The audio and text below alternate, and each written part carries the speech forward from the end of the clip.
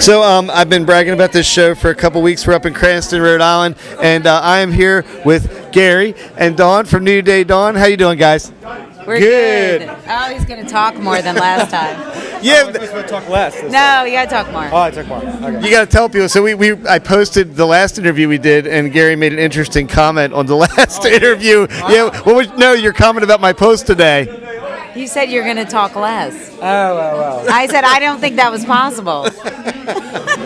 We're going to talk more? No, it's not. Well, it might be. Yeah.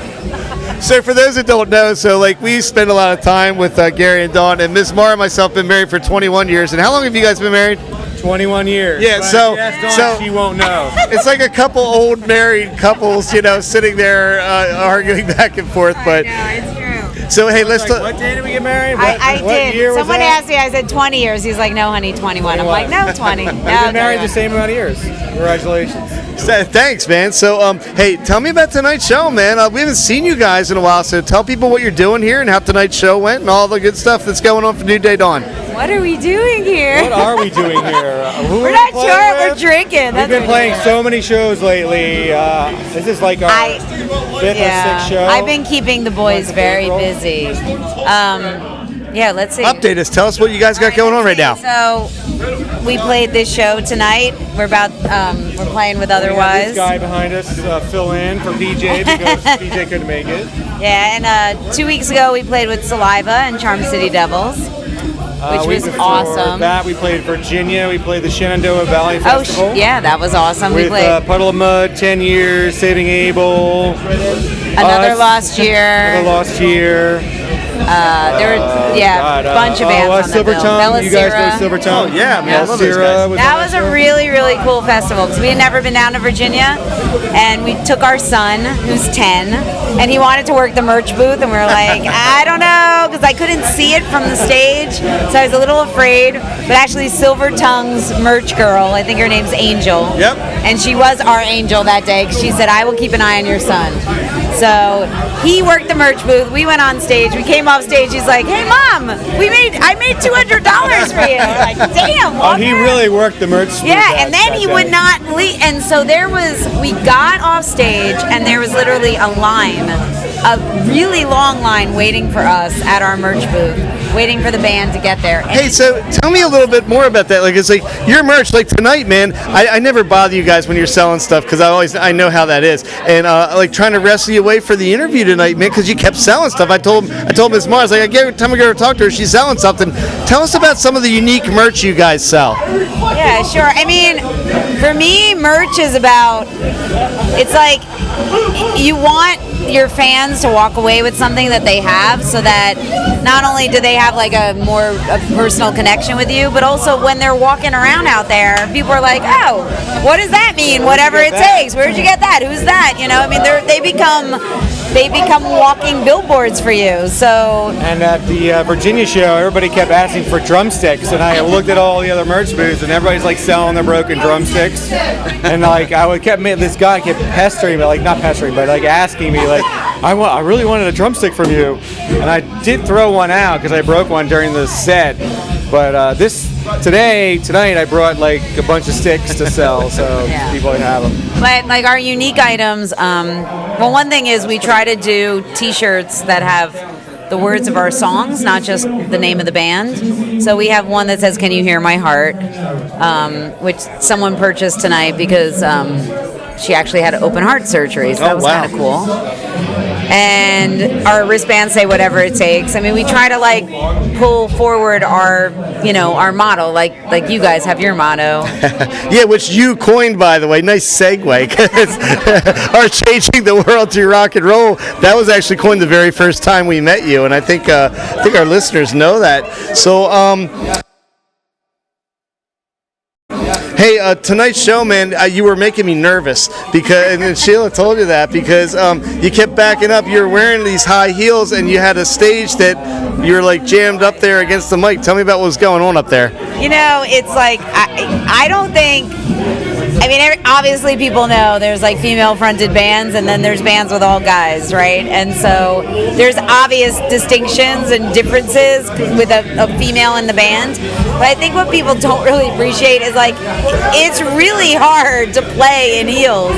And of course, I was a complete. All right, so she's wearing these. No, you guys can't see this. These are not just heels. These are like these 4.5 inch heels. I mean, these are like 5-inch heels, very thin. So we're walking out of the hotel to come to the show, and Dawn's like, maybe I should go grab my comfortable shoes to put on after the show. I'm like, all right, do you want me to go back and get them? She's like, would you please? It's my hubby. So I go back and get her shoes, and she's like, they're right on the floor, the only other shoes. I grab her shoes, and they were like, kind of just as big as those. I'm like, they're 3-inch heels. These are 5-inch heels.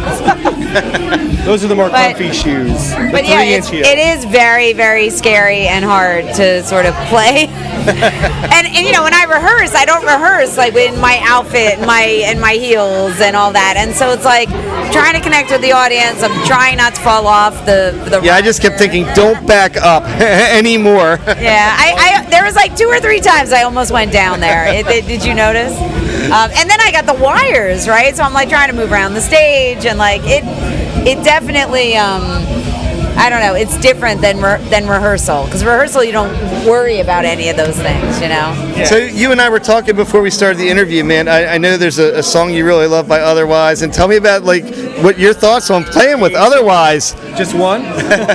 Okay. One in particular. You were the folks that introduced us to Otherwise, as I was saying before. You said, check out this band, and I think because we know each other so well, I think you know what I would like, and Otherwise is a lot like us in that they're a hard rock band, but they're very melodic, and they have a lot of positive messages and messages about empowerment and, you know, very positive energy.